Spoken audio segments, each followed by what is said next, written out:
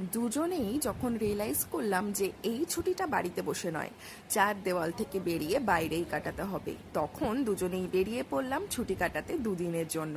সঙ্গে নিয়ে যাচ্ছি আপনাদেরকেও, যাতে আপনারাও দুদিন আমাদের সাথে ছুটি কাটিয়ে আসতে পারেন। স্যাটারডে খুব সকাল সকাল আমরা বেরিয়ে পড়েছিলাম, আর সেদিন ছিল সকালে মুষলধারে বৃষ্টি।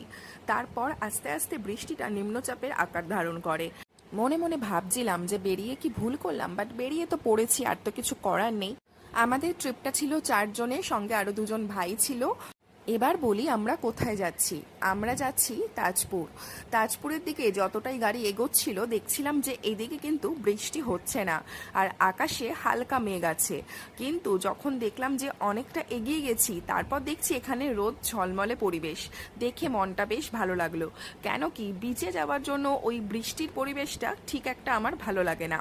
তোমাদের সাথে কথা বলতে বলতে আমরা আমাদের রিসর্টে পৌঁছে গেছি। আমাদের রিসর্টের নাম ছিল প্রান্তিক। বিচ থেকে রিসর্টটি বেশ কাছে, পায়ে হেঁটে 5 মিনিটের মতো লাগে।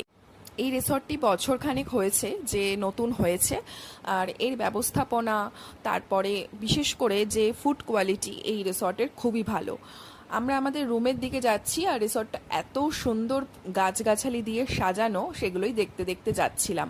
ডেকোরেশনটা খুব ভালো লেগেছে আমার। এত ছোট্ট জায়গার মধ্যেও যে এতটা সুন্দর করে মেনটেন করে করেছে, সেটা দেখে আমার খুব ভালো লেগেছে। এই যে এই দুটো রুম আমাদের, এই দিকের একটা আর এই রুমটা আমরা নিচ্ছি লেফট সাইডেরটা। ঢুকেই এরকম একটা সোফা রয়েছে, আর বেডটাও বেশ বড়, আর রুমগুলো স্পেসিয়াস ছিল।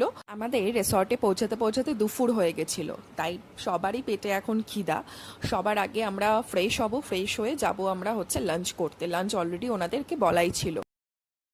আর এইটা হচ্ছে আমাদের রুমের ব্যালকনিটা, যার সামনেই একদম সুইমিং পুলটা। এবার আমরা ফ্রেশ হয়ে খেয়ে নিই, তারপর দেখা হচ্ছে সি বিচে গিয়ে।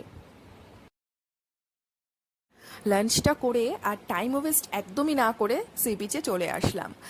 তোমাদেরকেও সাথে নিয়ে আসলাম, কিন্তু দেখো সেদিন ছিল মানে জল অনেক দূরে, আমাদেরকে অনেকটা হেঁটে যেতে হচ্ছে সমুদ্রের জন্য।